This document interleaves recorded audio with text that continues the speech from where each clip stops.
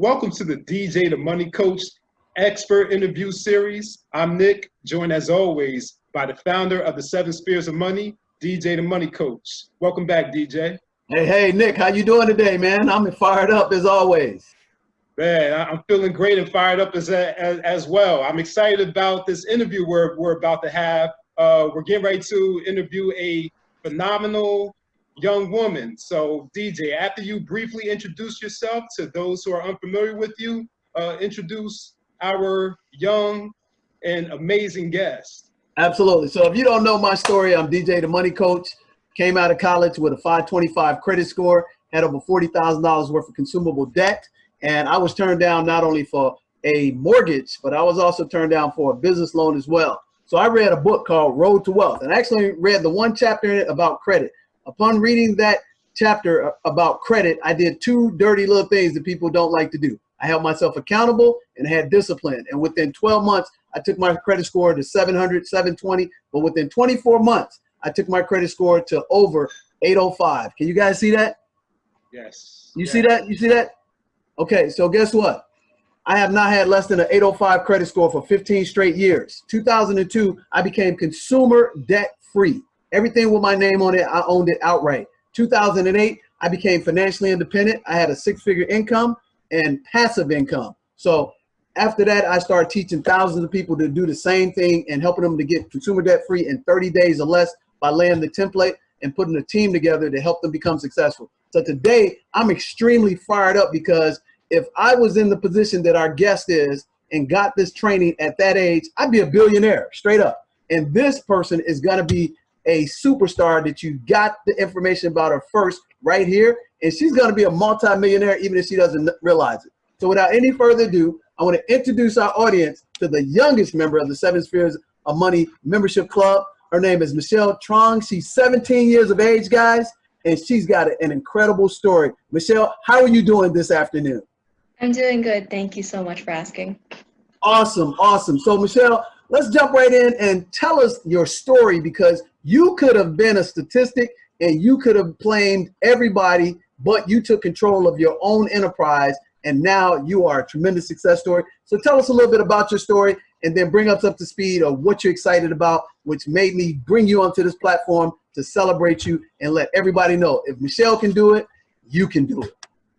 Well, I come from a low-income, single-parent household, and my mother, when I was 8, my mother's mother, passed away, and after that, my mother actually spiraled into a very, very bad depressed episode where she became very bipolar, and it became very hard to process that my mother was going through grief at a very young age.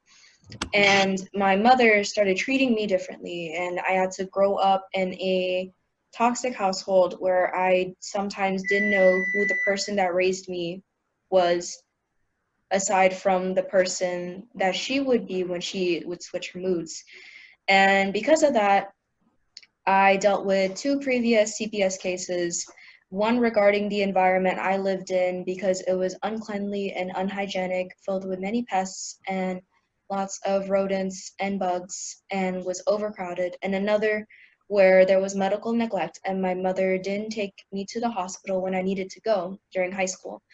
And when I entered high school, I realized that I didn't want a life where price tags constantly determined everyday decisions in my life, from where I went to donation bins to pick out my next clothes because we couldn't afford to go to retail stores, to putting back groceries at the register, worrying about if we had enough in food stamps to pay for our next dinner, for our meal.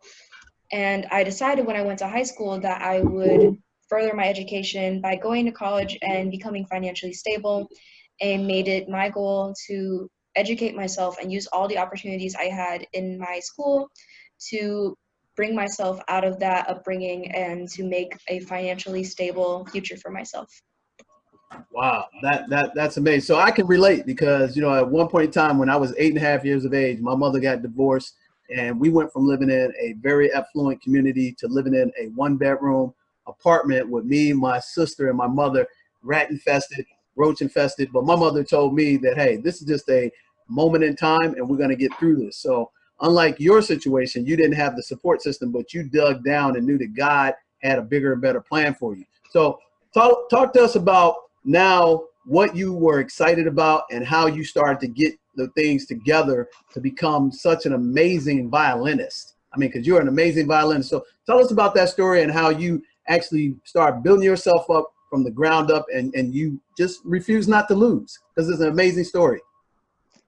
In middle school, one of my outlets for everything that was going on in my home life was actually music and orchestra. I picked up the violin in 5th grade when orchestra was offered to us in school.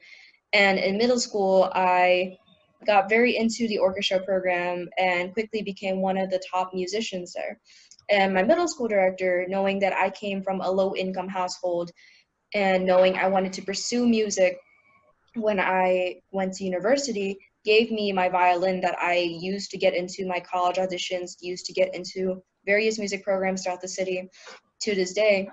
And that violin has been with me for the past 5 years. And with his support, giving me an instrument that I could call my own, as beaten up, as scratched, and as old as it was, gave me the motivation I needed to pursue music throughout high school. But when I entered high school, there were so many other students in orchestra that had resources I didn't have. They had 2 parents, they had private lessons, they had $1,000, $10,000 instruments, and I couldn't compete because I haven't even gotten professional training. And my orchestra programs in my district only did so much. And because of that, I had to work twice as hard to get to the level that I needed to be within the next 4 years to even consider music school at university. So I pushed myself. I managed to find scholarships that paid for my private violin lessons. I rode the metro downtown. I have been riding the metro downtown every day, every Sunday for the past 2 years to go to my violin tutor's house and get lessons, and been participating in various music programs such as AFA Summer Music Festival and the Houston Youth Symphony, and having those opportunities to introduce myself into music and integrate myself into the classical world in Houston, and build relationships with so many professional musicians, meet so many amazing, inspiring people. And that led to me deciding I wanted to pursue a career in music and pursue what I will be majoring in at West Texas A&M University this fall, music therapy, because that profession will allow me to use music to help patients in my everyday life. And with that as my base for my career, I want to build upon it and build on my violin skills, because I will be studying under a renowned professor at that university. And I want to eventually have my own studios where I can teach my own students and possibly give back to the community with violin lessons or lessons in any way I can for students that are low income like me, and also just build up my foundation in the music industry. Wow. So what was the name of that person that believed in you? Because I think that's the key thing, is having one person believe in you when you didn't believe in yourself, and they gave you the inspiration to actually put the work in. What was the name of that person that gave you the violin and believed in you? He's still a music director at my middle school, Holland Middle School in Alief ISD. His name is Mr. Wittenberg. Well, congratulations, Mr. Wittenberg. We applaud you for believing in Michelle and giving her the life to believe in her future. So with that said, violinist is a very expensive, endeavor, but how did you find the courage to actually find the resources to actually follow your dream? Tell us a little bit about that. Like I said earlier, I couldn't afford violin lessons, but I knew I needed lessons. I needed professional training to get my skill level on violin up to where I needed it to be on par with students auditioning into university. So what I did was I asked around, and I actually discovered this music scholarship. And for the past 3 years, I have been doing that. I've been getting that scholarship. My first year, freshman year, I got $500, and then for the next 2 years, I got $1,000 to pay for violin lessons. They also paid for any of the remaining costs I would have to pay for music, my music programs. And when I auditioned for the Houston Youth Symphony last summer and was in the program this school year, they had enough in their budget to actually pay for my violin lessons and pay my tutor directly. So Wow, yeah. that is amazing. So what I'm hearing right now is that enthusiasm, which means God within, you took the work and outworked everybody else. And once Mr. Wittenberg believed in you, that gave you hope that you could become who you are right now. So tell us about some of the highlights of you being a high-level violinist, because see, there's a book out there called Talent is Overrated. And what it basically says, Michelle and Nick, is that your talent doesn't have any direct correlation to your success in life. It's the work you put in. And matter of fact, it's the deliberate hours that you have put in, exactly 10,000 hours. And I know you are on that ascension, and you might not know that that's what you're doing, but that's exactly what you're doing.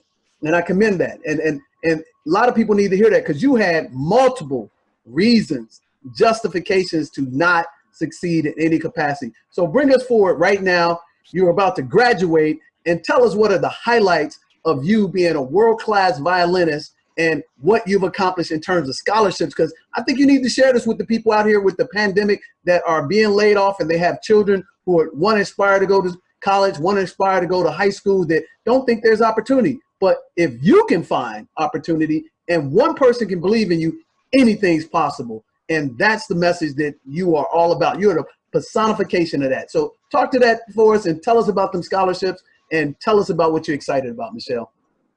I'm really excited to start attending university this fall. Something that I never thought would be possible was even going to college, because I knew how expensive it was. And growing up with my mother and being kind of the black sheep of the family, because we were the only ones within my mother's side of the family that I was the only cousin that had a single parent. I was the only one with an unstable mother. I was the only one with financial problems, and everyone constantly looked down on my mother and I, especially with her having mental problems and mental health, emotional problems, and having a child without a father. So I grew up constantly being ridiculed, constantly being looked down on, constantly being told that I wasn't good enough, that I wouldn't be able to get this far, that I wouldn't be able to accomplish what I wanted to do. And everyone expected me to end up being a single mother just like my mom. And I'm proud to say that I'm graduating from high school, top 25% of my class, and I will be attending university completely for free, because I've managed to secure $41,000 in scholarships, external scholarships on my own. And I did those applications. I applied for FAFSA. I did all of these applications, these scholarships. I did it all on my own, and it makes me really proud because I earned that future. Man, huge success. Could it be, you know, absolutely. And our audience, you need to applaud. Let me ask you, did you get some no's, or did this just happen just like that? Did you go through a lot of no's before you got these scholarships, or did the first two you filled out, they just gave you the money? No, it took a long, long time. Took a long time. It did. And you didn't quit? I didn't quit. Wow, you didn't quit. Man, that is amazing. So all you people watching this interview of this phenomenal person who took a negative and turned it into a positive, took lemons and turned it to lemonade, you actually use that as the actual platform to build from versus using it to put you down. And that's amazing, because anybody can do this. I mean, you are exceptional and you are special, Michelle, but the reality is you took principles that are universal principles that God give us, that all we do is apply them and use those two dirty little words, accountability and discipline. You can become whatever you want to become in this world. So what are your aspirations with this music scholarship you have as a career? What kind of career and what kind of give back are you going to provide to this world that you're going to make an impact for, Michelle? Talk to us about that. So because of my experience and my interactions with so many professional musicians and just the classical world in Houston alone, which is such a large city, I was able to gain a really good understanding of what it's like to be a professional musician, what it's like in the music industry. And usually when you tell someone you wanted to major in music, they instantly think you're going to be on the street busking for money, playing your instrument. But for music, there's so many different careers. Music therapy is just one example, one of the many careers you can have in the music industry. And what I want to do is be a music therapist, where I am working in, I have one foot in the medical world and one in the musical world, and I'm able to help patients and change lives every day with my passion. And aside from that, I want to further my skill in violin to where I am credible enough and known enough to where I can have a secure position where I can have students of my own to teach, and then further that by performing and possibly securing a performance job in either a orchestra or the symphony, and or just having opportunities to play and perform in places around my community. And then aside from that, I have a goal to open up a nonprofit organization where I have musicians of all ages, from children to professional musicians, volunteer and perform in communities and in public, because I want to start using that organization to fight back against the budget cuts that are going into school districts towards the fine arts, and prove that fine arts do have a impact on the everyday lives of students and people. So you want to be the female version of Mr. Opus. That is awesome. So, man, Nick, is this young lady not impressive or what? Oh, I think impressive is an understatement. We never disappoint. But here's what I'm gonna flip the script with Michelle, and I'm gonna tell her, and she's gonna get help through the 7 spheres of money, that she's not gonna work for somebody, she's gonna work for herself, because we're gonna teach her how to take that passion for doing musical therapy and create a business.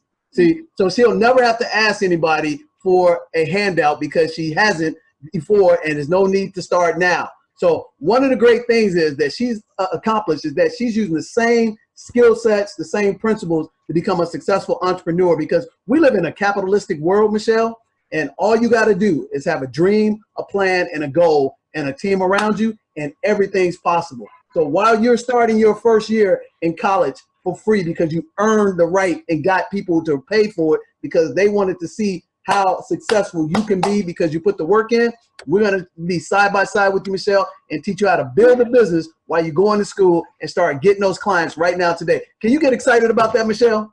Yes, I can. And here's the great thing, Nick. Michelle came to me. She said, hey, Mr. DJ, can you teach me about money? Can you teach me how to do this, do that? I said, Michelle, this stuff is just simple as being in 3rd grade. But you know what genius is? Genius is taking complicated things and making them understandable for the masses. And the same thing that you're doing in your musical therapy career, I'm not going to say future because you're doing it now, is the same thing everybody needs to do. So let's take 30 seconds and let's talk about what we're excited about coming from graduation and what you look to do in the next 12, 24 months. And then we're going to wrap this thing up like we always do, because this is amazing. I think this is the best interview we've ever done. Would you agree, Nick?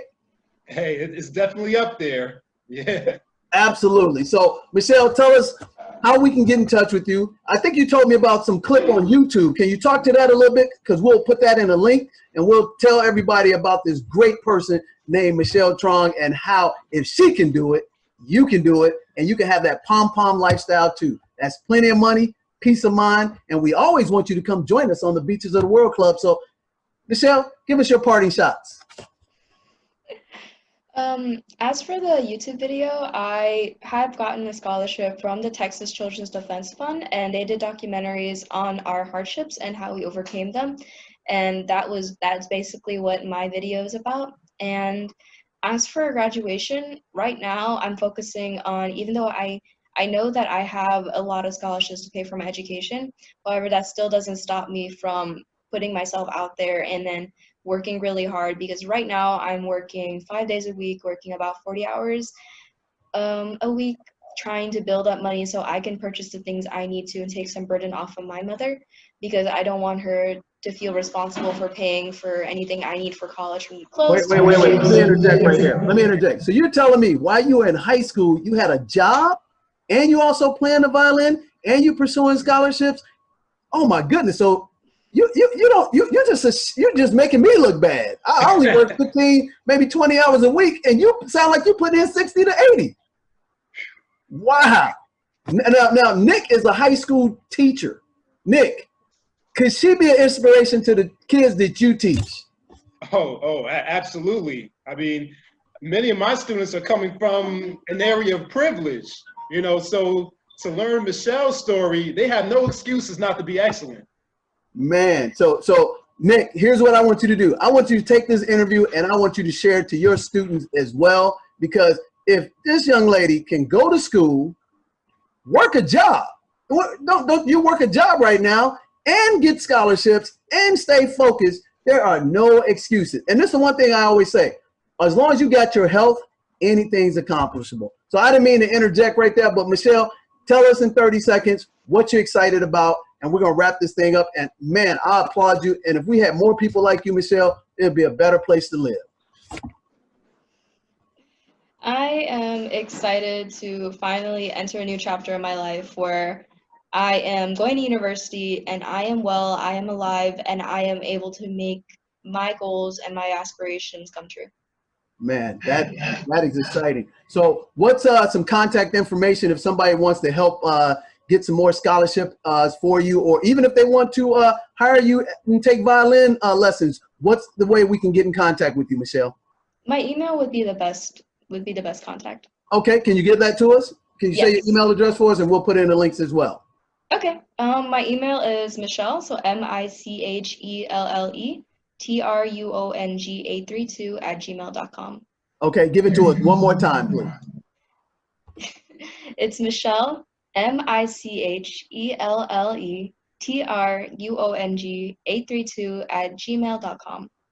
Awesome, awesome. So Nick, give me your parting shots, and I'm gonna wrap this thing up because man, this is the best interview. I mean, 17 years of age, $41,000 worth of scholarship from a single parent home that was, down and out, but she has risen from the ashes to be a phoenix, and she is a true winner. This is a winner, a leader, and a shepherd who embodies what I call heat, heart, hustle, energy, attitude, and teamwork. Man, we're blessed to have you on our platform. Nick, give me your parting shots, and we're wrapping this up.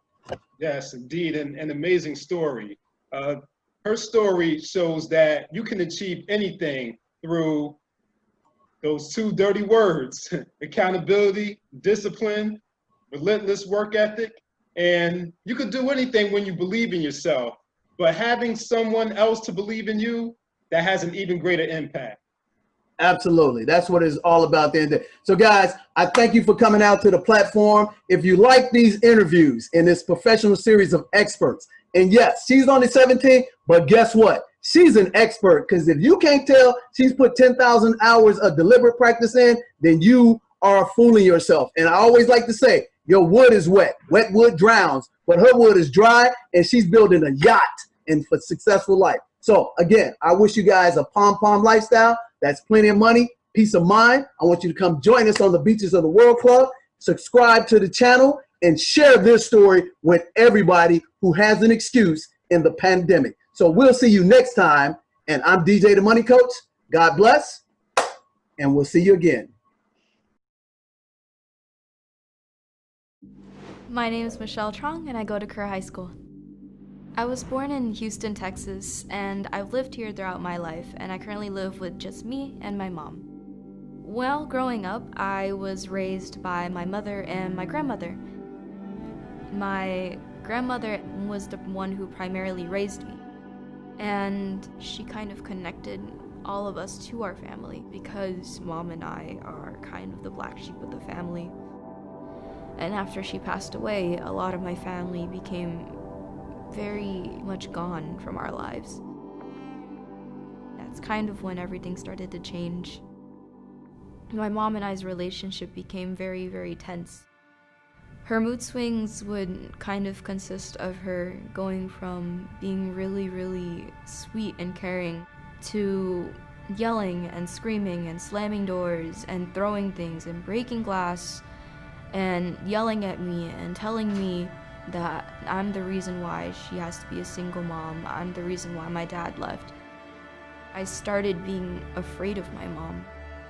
I had an infection actually on my right arm, and when I went to the doctor, they told me that it was a very severe infection and that they could not lance it and they couldn't do anything to it yet, and I had to go to the hospital. And my mother actually refused to take me to the hospital, and I had to wait until I got a ride from a neighbor. They told me if I had to wait even another day that I could have potentially been paralyzed.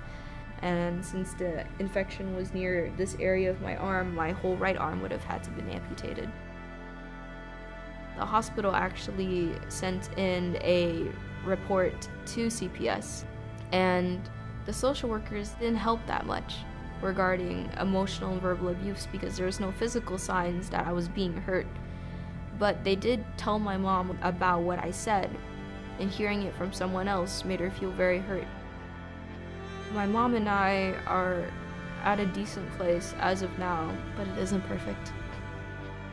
I've kind of changed my mentality to view those experiences and use them as motivation. I want to make something of myself, and I want to be independent and go to college.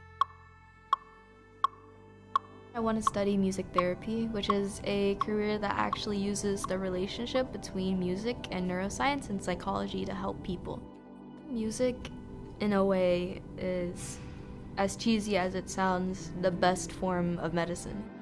I actually started playing violin in 5th grade when my school district opened up their orchestra program to students.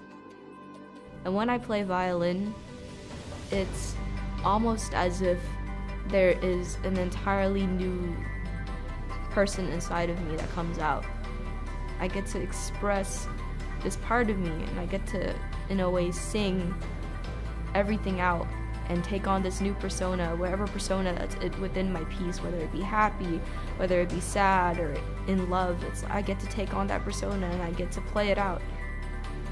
Beating the odds to me is overcoming challenges and experiencing challenges and hardships and struggling and still managing to succeed or reach your goals and aspirations despite them.